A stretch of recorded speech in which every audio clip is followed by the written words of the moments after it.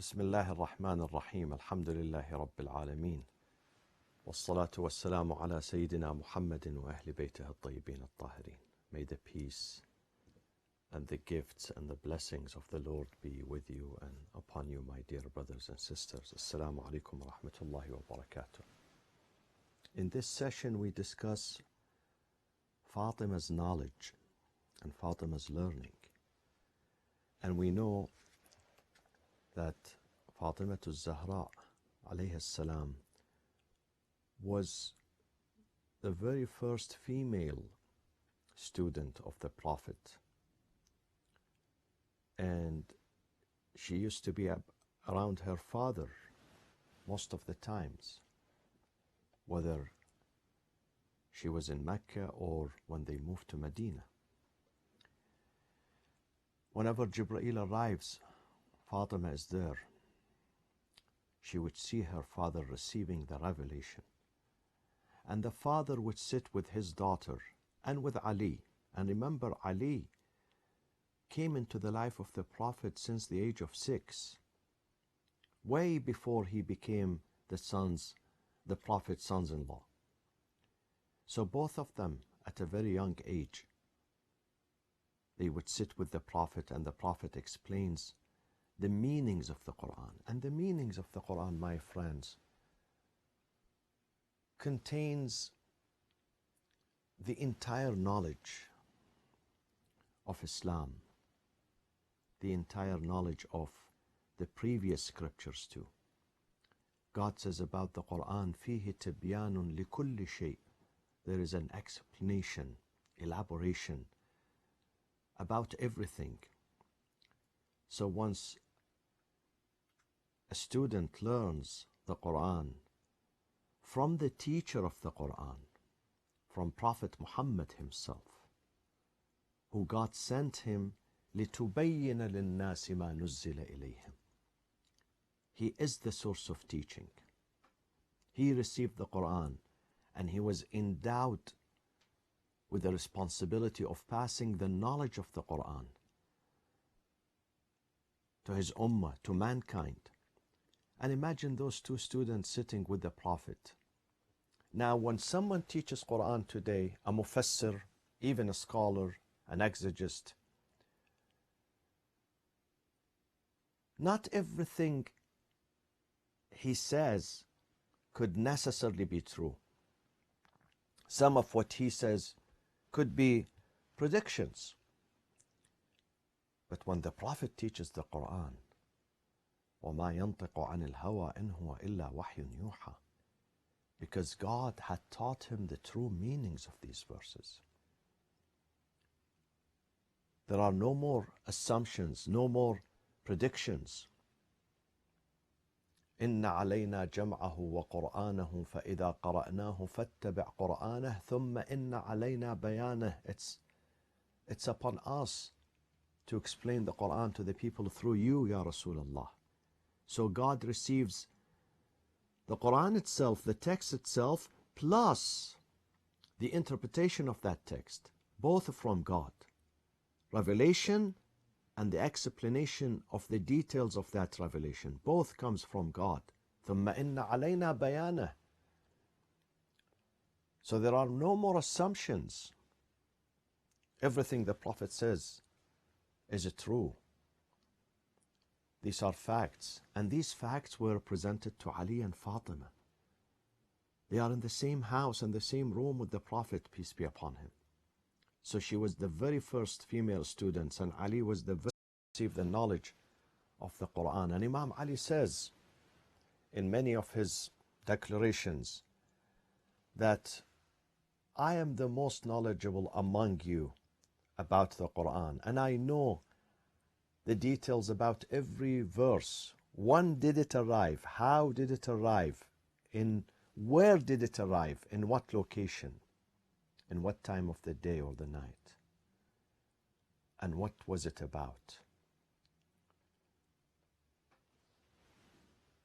علي مع القرآن والقرآن مع علي. The Prophet says, this man is with this book, the Holy Quran, and this book, the Holy Quran, is with him, with Ali. So those were the students of the Prophet. And those two students, the male and the female, Ali and Fatima, were compatible, intellectually compatible. Now, in this society, we find some people who are financially compatible. They both come from wealthy families. Sometimes we find some people who are socially compatible. They could be cousins from the same tribe, same family, same social status. Sometimes they come from similar background. Both of them work in Hollywood. Both of them work in Wall Street.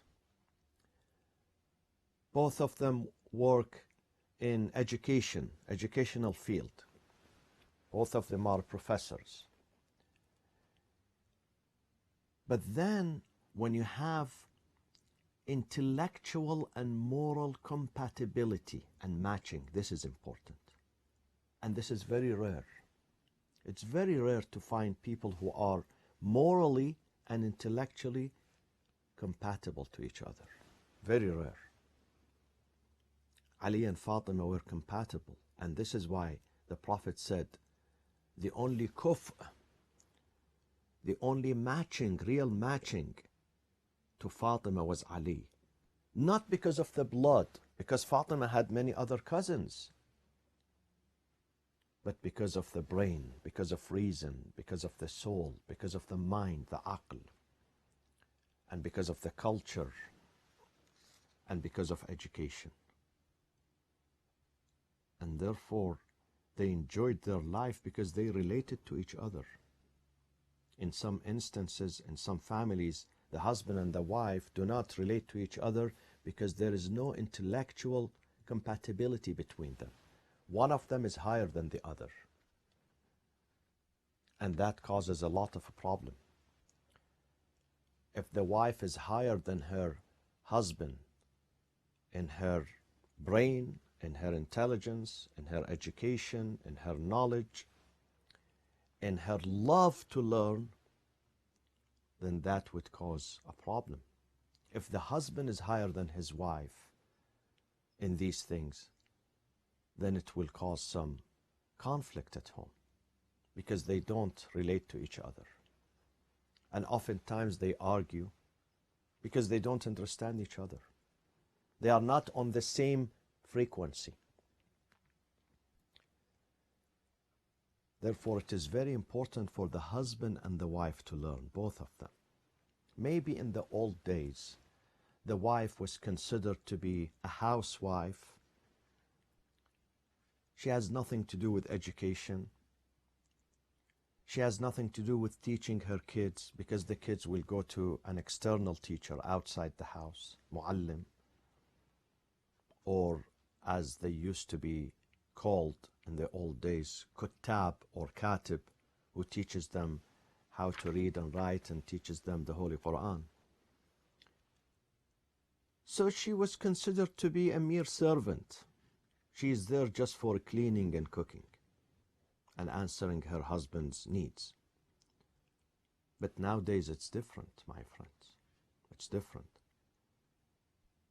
And it really makes a big difference if they are compatible, if they are on the same page, not just socially or financially or physically, but on the same page intellectually and morally. Nowadays, most people think of being on the same page as far as race is concerned. So if he's white, he wants a white lady. If she's a black, she's looking for a black man. But race, color, even money would not be a great issue. It might be an issue, but not something of a big concern. What is really needed today is spiritual, moral, and intellectual compatibility and matching. These things are important. These things make real difference. And therefore, Fatima alayhi salam was keen to learn from her father. And she would gather that in a book, and I will speak about this book in another episode, inshallah. She would put it down on paper. Not only that, she would also, when she hears something from her husband, Ali ibn Abi Talib, alayhi salatu wassalam, again she would write it down. Sometimes she sends her kids, Hassan and Hussein, to the mosque. They listen to the Prophet there. They come back, فَتَسْتَنْطِقُهُمَا. She would question them. What did your grandfather say today? What did you hear from him? Imagine two kids coming back home telling their mother the story that they heard in the mosque. The hadith, the narrations, the knowledge of their grandfather, the Prophet. She was very keen on learning. She seized the opportunity, every opportunity. And the Prophet at home was a teacher, my friends. Everything he says had a meaning. Now, many of us, the fathers, sometimes we say things that is meaningless or doesn't make sense, or it doesn't help, or it doesn't benefit. But the Prophet wasn't like that. The Prophet, his speech, his public as well as a private, his comments, his feedback, everything that he uttered had a meaning. Now, it doesn't have to be sunnah. Everything is part of the sharia, part of halal and haram. But it was worthy of learning and benefiting from it. Because the Prophet never spoke nonsense, never ever in his life.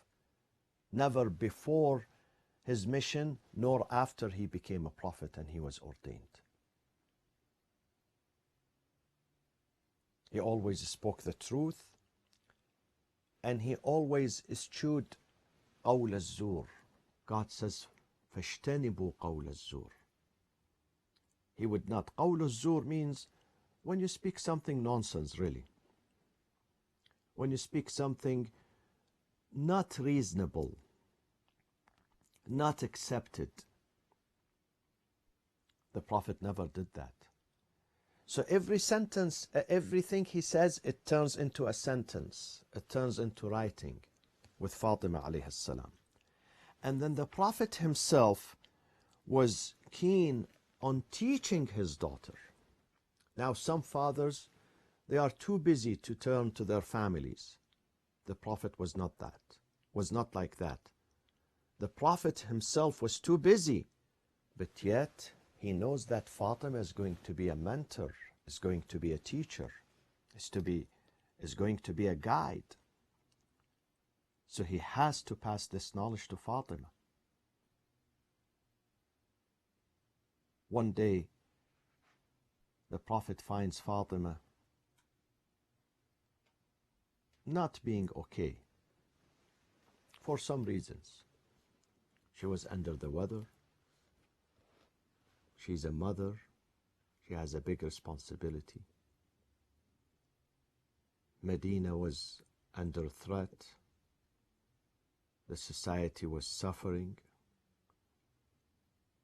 The society was growing. There were many challenges. There were many enemies to murder the Prophet, to destroy this newly born society. So the Prophet said to her, get a palm leaf and write these things on it. وَتَعَلَّمِ مَا فِيهَا, and learn. Reflect on what I'm going to tell you. تَعَلَّمِ, reflection. Sometimes we read, but that does not mean this is reflection. But sometimes you read a passage and you reflect. Reflecting, you digest what you are reading. This is important. This is what we should do with this book, the Holy Quran. We should read and reflect. أَفَلَا يَتَدَبَّرُونَ الْقُرْآنَ. Tadabbur is reflection. Reflection into the deep meanings of these verses. So the Prophet asked her to reflect on this. Because when you go deep, my friends, into knowledge, into learning, into these treasures, Ulum Ali Muhammad, you would forget your other problems, the material problems. Try this. When you are overwhelmed, when you are overstressed with bad thoughts, when you have anxiety about something, try to get a good book.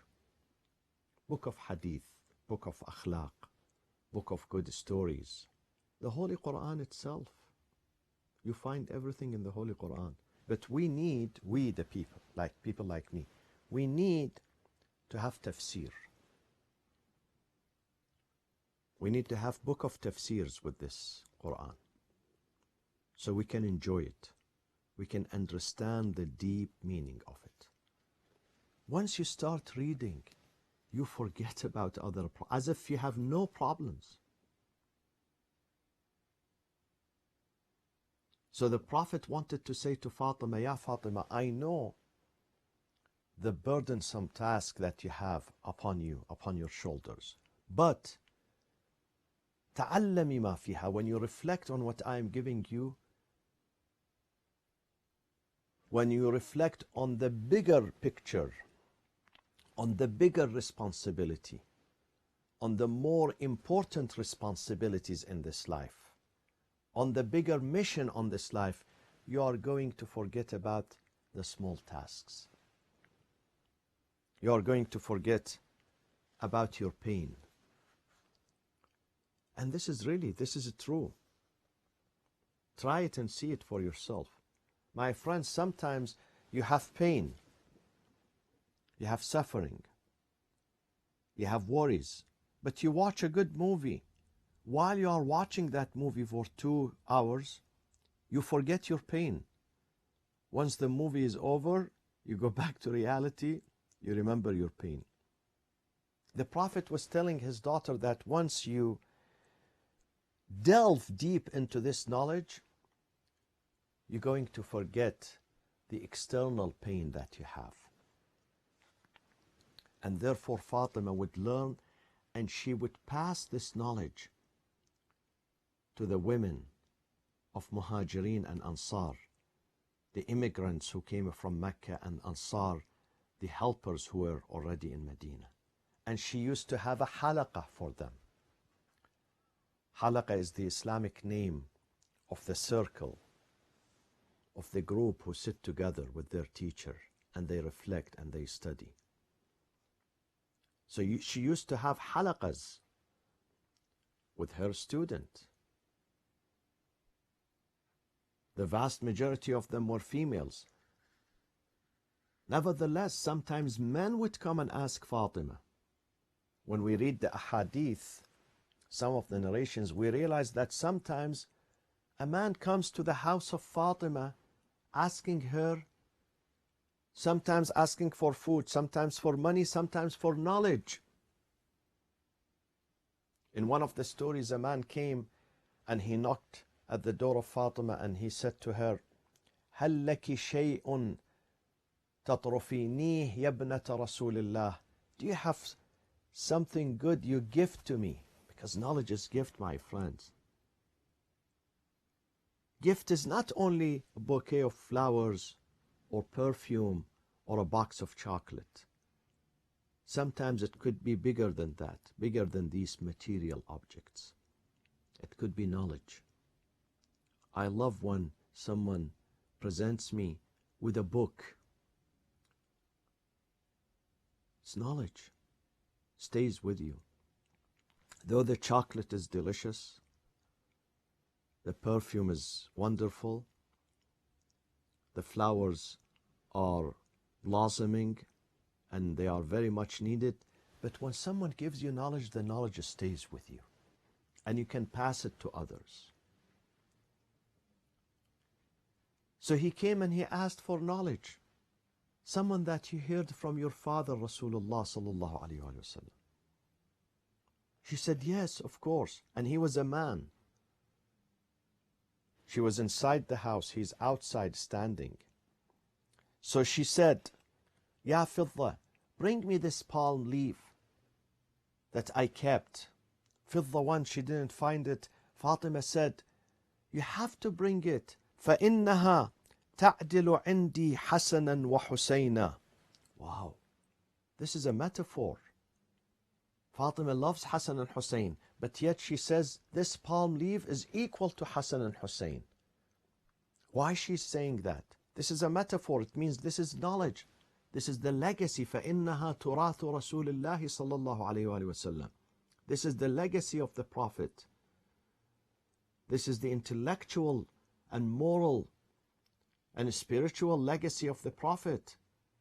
You have to take care of it. Bring it to me. Not only the palm leaf could not have a value, but what is in it, the spirit of that knowledge. The spirit of that knowledge. You know, sometimes, my friends, we buy these books for $5 a piece. $5. But the knowledge inside it, it's worth billions of dollars. Billions of dollars. You are just paying for the paper, for the ink. You are not paying for the knowledge. You are not paying for the science inside, for the ilm, the treasures. This is why Fatima said this palm leaf is important. Important to me. It's like Hassan and Hussein. So she found it. And what was in that one? She opened it. من كان يؤمن بالله. First of all, ليس من المؤمنين. He's not among the community of the believers. من لم يأمن جاره بوائقه. A person that his neighbor is not immune from his annoying, from his hurt, then he's not a believer. Means that do not annoy your neighbor. Be nice to your neighbor. So when you are asked, when your neighbor is asked about you, he says, I have a good man next door, good family next door. وَمَنْ كَانَ يُؤْمِنُ بِاللَّهِ وَالْيَوْمِ الْآخِرِ فَلَا يُؤْذِي جَارَهُ.